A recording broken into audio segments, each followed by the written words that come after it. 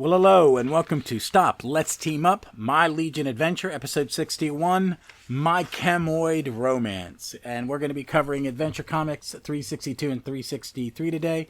Earlier today, I'd posted a kind of a whiny little tweet, feeling sorry for myself for having a bad week, and said I may not have this out on time, and I changed my mind. I read the comics, and I felt like chatting. So we're going to have a little short episode where I talk about this fun two-part story. So, Adventure Comics 362. Cover, Kurt Swan, George Klein, Irish Shop. It's a pretty basic cover. You know, big giant Chemoid punching Superboy. There are only 3 Legionnaires, and it's got this big lineup, and there are only 3 of them on the cover. Credits, Mort Weisinger, Jim Shooter. Okay, editor, plotter, Mort Weisinger. Plotter, scripter, penciler. Layouts only, Jim Shooter. Penciler, inker, Pete Constanza. Letterer, Shelley Lefferman. Lefferman.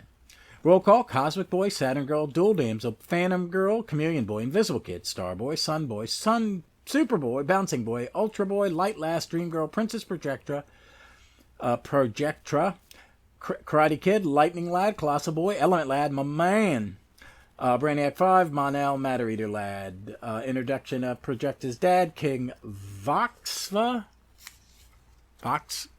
And the villain is Dr. Manits Morlo in his android double and his Chemoid Gorn.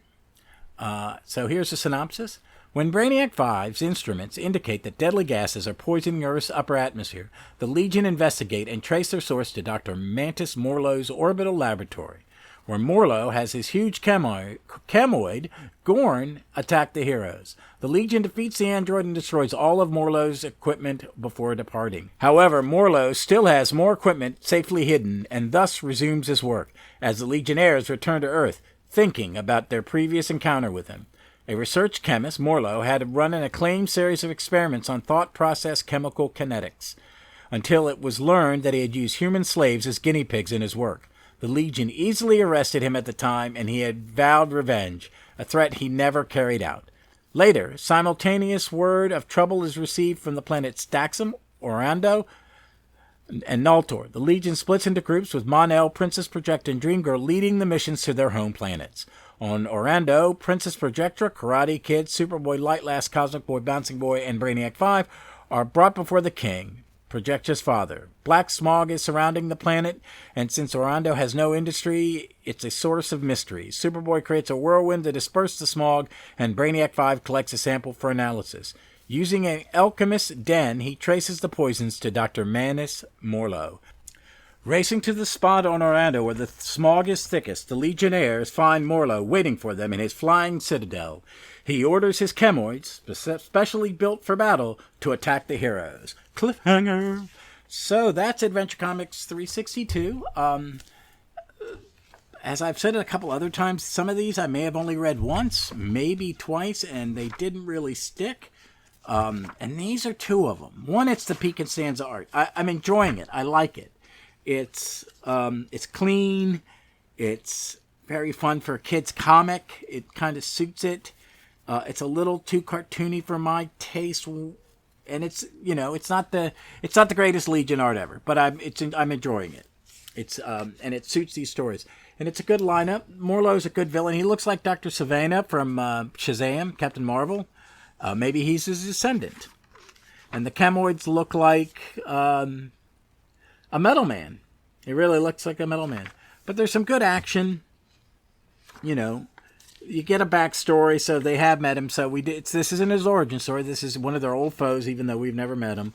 And he basically uses the same trap, separates them and divides them. And I like it. When they go to Jackie's home world, because it's medieval, they battle some stuff. Superboy carries a statue that says Teen Beat is coming. But it's pretty neat. You finally get to see another planet, another culture that is connected to a Legionnaire that is not very Earth-like too. So we see that, Orando is very primitive and they believe in hexes. Oh, Karate Kid steals a kiss. That day would be work. That would be sexual harassment. And the HR would be involved. You have to do it like Chuck and Lorno are doing, very just flirting in the library like good teenagers. But you get to see all the Brainiac 5 creating something in this primitive world, and then they go to battle They find Morlo there in the smog of Orlando, and the Chemiods become whatever they need to fight them, the Legionnaires, and they're winning. So let's quickly go to 363. I'll give you the vital statistics, and I'll give you my quick opinion on that one. Okay, Adventure Comics 363, December 1967. Cover art, Kurt Swan, George Klein, John Letteros. This is a much better cover, I think. You got Morlo in front of a view screen with the Earth burning behind him. You got that great Adventure 60s Adventure Comics logo. Adventure Comics featuring Superboy and Legion of Superheroes. I would like just a banner of that, or a metal plaque to hang in my room. That would be kind of cool in my office. And Morlo screaming, "You're too late, Legionnaires! My chemical bomb has just destroyed Earth." And you've got Superboy, Dual Damsel, Brainiac 5, and Cosmic Boy staring at him. The title of the story is Black Day for the Legion for Part 1, and Part 2 is Target Earth. Ooh, I didn't give you the titles for the previous one. The previous issue was The Coming of the Chemioids. Oh, I did tell you that. That's the only title for it. All right, so credits: Mort Weisinger, editor, plotter, scripter, penciler, Jim Shooter, layouts only. Pencil inker, Pete Costanza, letterer, Shelley Lefferman. Roll call: Cosmic Boy, Saturn Girl, Lightning Lad, Dual Damsel, Phantom Girl, Chameleon Boy, Invisible Kid, Colossal Boy, Star Boy, Brainiac 5, Superboy, Sun Boy, Bouncing Boy, Ultra Boy, Matter Eater Lad, Light Lass, Dream Girl, and Karate Kid. Also, Mon-El, Princess Protector, Element Lad, supporting character King Vox. The villains are Mantis Morlo and his Chemioids, and there is more fun. So let's get to the synopsis of this one. Fighting back, the Legionnaires defeat Morlo's mechanoids and capture the villain, while Superboy destroys the Smog Maker. However, Morlo breaks free and leaps off the platform into dense forest below, where Superboy's X-ray vision fails to spot him. Meanwhile, Mon-El's party, including Element Lad, Sun Boy, Saturn Girl, Colossal Boy, and Lightning Lad, approaches Daxam and is greeted by a deadly rain of alkali, hailstones, and ball lightning. Similar chemical storms have razed all major cities there, and the Legion learns that Mantis Morlo, operating from an undersea base in the Sea of Ornal, is responsible. The heroes penetrate its base and destroy all his weaponry, but the villain escapes in a submarine. At the same time, Dream Girl and her comrades, Starboy, Invisible Kid, Ultra Boy, Matter Eater Lad, Chameleon Boy, and Phantom Girl, greet the High Assembly of her world, Naltor. They inform the Legionnaires that artificially induced food contaminants have given the populace bad dreams and thrown them into a panic. Ultra Boy flies into space where he uses his Pentravision to peel Naltor layer by layer until he finds the base of Mantis Morlo at its very core. The Legion rushes to capture him, but he succeeds in escaping.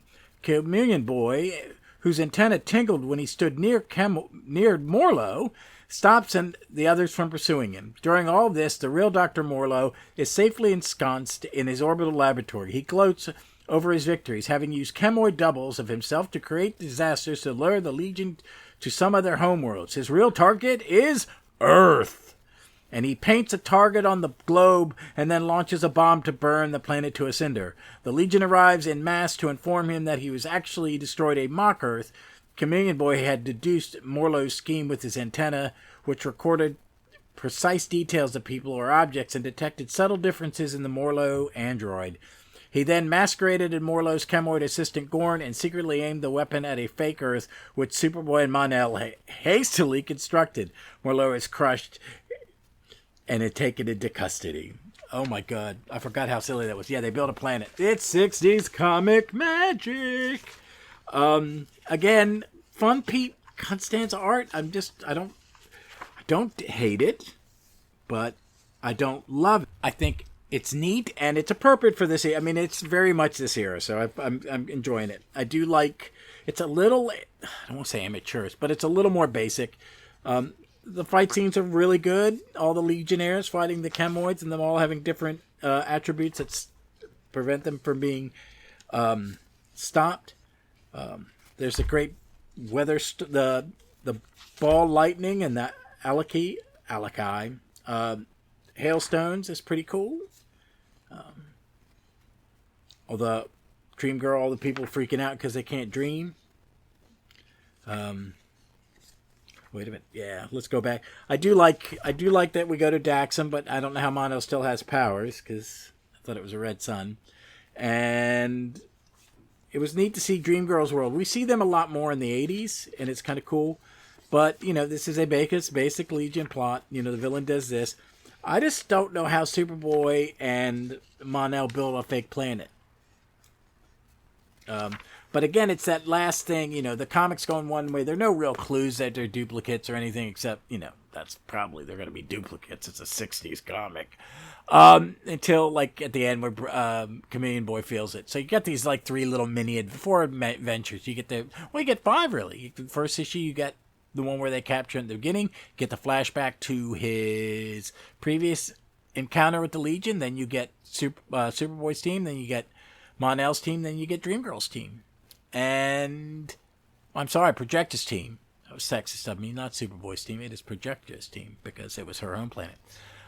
So I think it was pretty fun. Just a basic fun one. I'm looking forward to what's next. I'm going to do single issue next week, which is a super pet one, because after that is a 2-parter that introduces Shadowlass, and I want that to be all about Shadowlass. So that's it. This weekend, I don't know what is going to be the episode. I have not been to the comic shop in several weeks, like 3 weeks, and I feel bad, 4 weeks. So I feel bad. I've got a lot to pick up tomorrow, including Danger Street. So most likely this weekend will be Danger Street and Lady Cop. But that may wait. It depends. I have started to read my Fantastic Four Omnibus Volume 1, and I've read the first 3 issues. I started 4, but I haven't finished. And about every 4 issues, I may do a little mini episode and drop it when I'm done.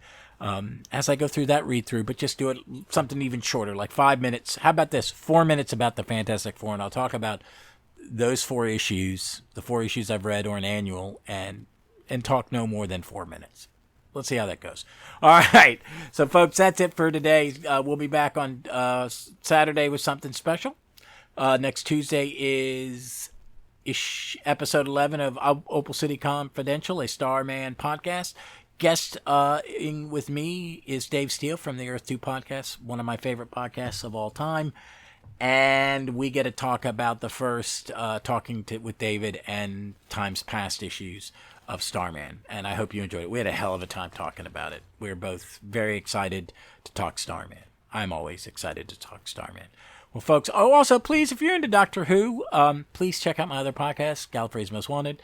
Me and my best friend Vic, since 2017, have been talking about Doctor Who going in order, but first Doctor, then second, all in their order, jumping around. And then I have some wonderful episodes of Run Support with the amazing Jeff Goddard and other amazing guests. I've had some very great guests. And Vic's taking a little break from that, and we're going to have more guests filling in for a few months or so to keep it going.